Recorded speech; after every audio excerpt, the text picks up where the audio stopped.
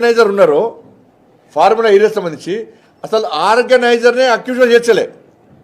Organiser ఎవరైతే ఉన్నారో ఆర్గనైజర్నే అసలు అక్యూజన్ చేర్చలే. కానీ విచారణ ఎడిపోతుంది. సుప్రీంకోర్టు ఇచ్చే హైకోర్టు ఇచ్చే మరి కేసీఆర్ కొడుకు ఎందుకు నోటీస్ ఇస్తలేవు? నువ్వు కనీసం నోటీస్ ఎందుకు ఇస్తలేవు? ఈ అరెస్ట్ ఎందుకు నోటీస్ ఇస్తలేవు? ఇలా విద్యుత్ కొనుగోలు విషయంలో అక్రమాలు జరిగాయని చెప్పి లోకూర్ కమిషన్ వేసినావు. నువ్వు నరసింహారెడ్డి గారు ఉంటే మార్చినావు, లోకూర్ కమిషన్ వేసినావు. ఆ కమిషన్ రిపోర్ట్ ఇచ్చి 3 నెలల ఇప్పటికీ 3 నెలల కమిషన్ రిపోర్ట్ ఇచ్చి ఎందుకు బయట పెడతలేరు? బయట పెట్టకూడడానికి కారణం ఏంది? ఇప్పుడు విద్యుత్ కొనుగోలులో అక్రమాలు జరిగాయని చెప్పి అన్నారు.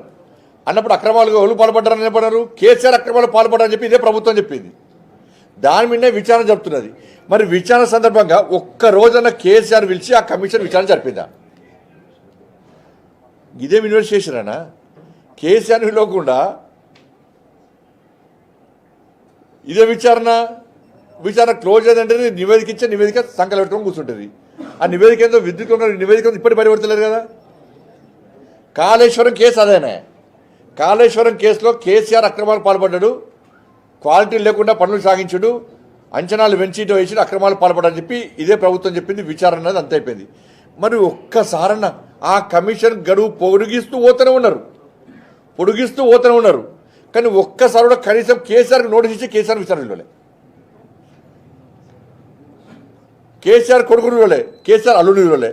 ఇదే విచారణ. మరి ఒక్క నోటీస్ కనీసం కేసీఆర్ కుటుంబాన్ని టచ్ చేసే సాహసం మీరు చేయలే. కేసీఆర్ కుటుంబానికి నోటీస్ ఇచ్చే సాహసం మీరు చేయలే. డ్రగ్స్ కేసులో అదే పరిస్థితే, ఫామ్ హౌస్ కేసులో అదే పరిస్థితే. కేసీఆర్ కొడుకు వచ్చి డ్రగ్స్ తీసుకున్నాడు, మనకు ఆధారం అరెస్ట్ చేస్తామన్నారు. ఏమయ్యా మరి? హైడ్రా పేరుతో కూల్స్తున్నాం పేదలు ఇల్లు కూర్చున్నారు. జన్వాడ ఫామ్ హౌస్ ఎందుకు కూర్చలేవు? ఆ జన్వాడ ఫామ్ హౌస్ విషయాన్ని కదా రేవంత్ రెడ్డి గారిని జైలు పంపింది ఇదే కేసీఆర్.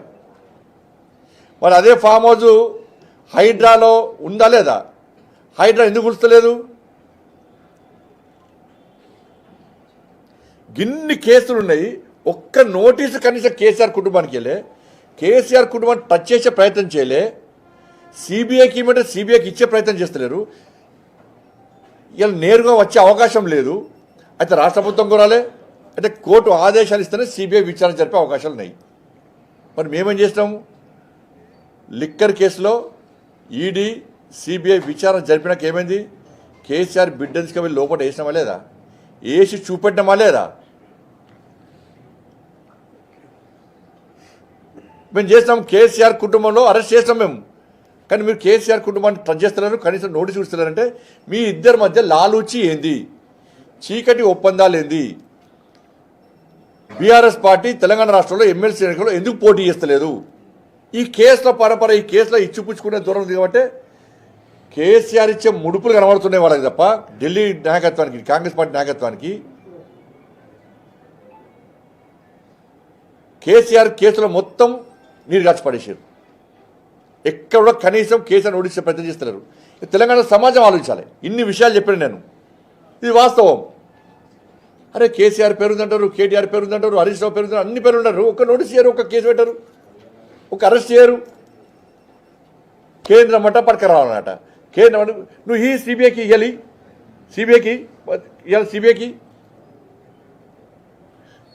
ఇచ్చినాక అప్పుడు విమర్శలు చేయి. నీ చేత పని విచారణ చేసేది నువ్వు, అరెస్ట్ చేయాల్సింది నువ్వు, నోటీసు ఇవ్వాల్సింది నువ్వు, విచారణ చేసేది నువ్వు.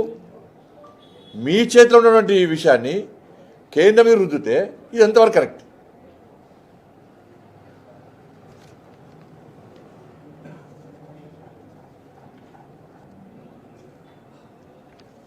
కాబట్టి ఏ మోడీ గారు ఏం చేశారు, మేమేం చేస్తాము?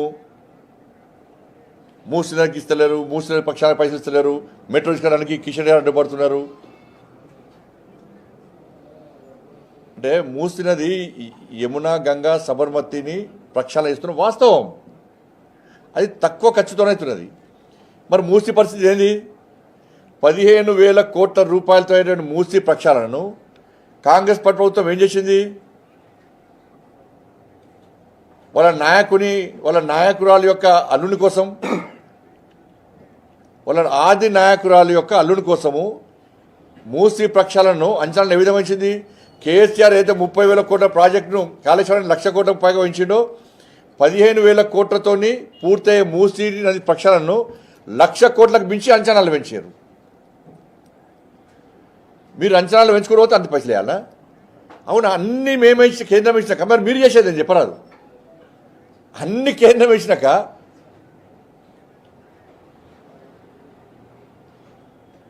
ఇలా ఆడికి 7 రూపాయలు ఇచ్చారు, బీహార్కు, యూపీకి 3 రూపాయల 40 పైసలు ఇచ్చారు, తెలంగాణకు 40 పైసలు ఇచ్చారు. అంటే ఆ రాష్ట్రంలో పేదరికము, ఆ రోజు రాష్ట్రంలో పరిస్థితులు పట్టిస్తారు. అట్లంటే హైదరాబాద్లో పనులు ఎక్కువ వస్తాయి, రెవెన్యూ ఎక్కువ వస్తుంది, ఆదిలాబాద్లో తక్కువ వస్తుంది.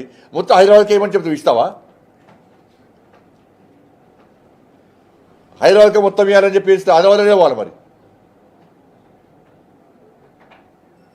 ఇవన్నీ తెలిసి కూడా ప్రజల లోపల అయోమయం సృష్టించి రాజకీయ లబ్ధి పొందడానికి మాత్రమే ఇవాళ కాంగ్రెస్ పార్టీ ప్రభుత్వం ఇలా వ్యవహరిస్తున్నది. ఉద్యోగాల విషయంలో 10 సంవత్సరాల యూపీఏ పాలనలో 10 సంవత్సరాల యూపీఏ కాంగ్రెస్ పార్టీ ప్రభుత్వం ఉద్యోగాలను ఎంత సృష్టించారు? కేవలం 2,94,00,000 ఉద్యోగాలు మాత్రమే సృష్టించగలిగింది యూపీఏ ప్రభుత్వం. 10 సంవత్సరాల కాల వ్యవధిలో యూపీఏ కాంగ్రెస్ ఆధీనంలోని యూపీఏ ప్రభుత్వం 2,94,00,000 ఉద్యోగాలు మాత్రమే సృష్టించింది. కానీ 10 సంవత్సరాల నరేంద్ర మోడీ గారి ప్రభుత్వము 17,19,00,000 ఉద్యోగాలను సృష్టించింది. నరేంద్ర మోడీ గారి ప్రభుత్వం సృష్టించడమే కాదు, సంవత్సరం లోపల 9,25,000 ఉద్యోగాలను ప్రధానమంత్రి రోజ్గార్ మేళా పేరుతోని ఇచ్చింది. ఇవాళ రేవంత్ రెడ్డి ప్రశ్నించింది, నేను మోడీ గారి ప్రభుత్వంలో ఉద్యోగాలు వచ్చినాయని చెప్పాను. ఎవరు రెస్పాన్స్ చేయలేడా? ఎందుకంటే ఉద్యోగాలు ఇచ్చిన వాళ్ళు ఉన్నారని చెప్పాను. మరి అదే అడగాలి. మేము 56,000 ఉద్యోగాలు ఇచ్చినామా లేదంటే అంత సమాజం చెప్తున్నాం. మాకే వాళ్ళకి ఉద్యోగాలు రాలి ఎవరికి. మరి అంతమంది వస్తే దాని ఎవరికైనా ఉద్యోగం రావాలి కదా. మీరు 56,000 ఉద్యోగాలు ఇస్తే 56,000 ఉద్యోగాలు మీరు ఇచ్చిందే 20,000 ఉద్యోగాలకు నోటిఫికేషన్ ఇచ్చారు. 56,000 ఉద్యోగాలు ఇస్తామంటూ చెప్పంటున్నారు. 2 లక్షల ఉద్యోగాలు భర్తీ చేస్తాం ఏదవా? మరి